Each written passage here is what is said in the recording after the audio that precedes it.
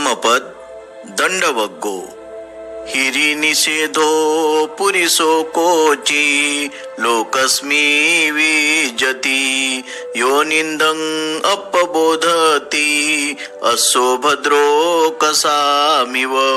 लाजेमुळे निषिद्ध कर्मे न करणारा पुरुष जगात क्वचितच असतो।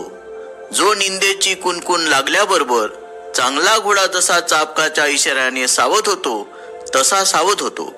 असो यथा भद्रो कसा निविठो आतापिनो सवेंगिनो भवाथ सद्दायशीलेन च वीर्येन च समाधिना धम्म विनिश्चयेन च संपन्न विद्याचरणा पटिसत्ता जय सत्त दुःखमिदं अनपकं।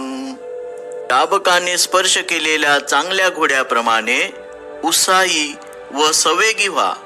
देने शिलाने वीर्याने समाधीने आणि धर्मनिश्चयाने विद्याचरण संपन्न होऊन स्मृती सावध ठेवून हे महान दुःख टाकून द्या।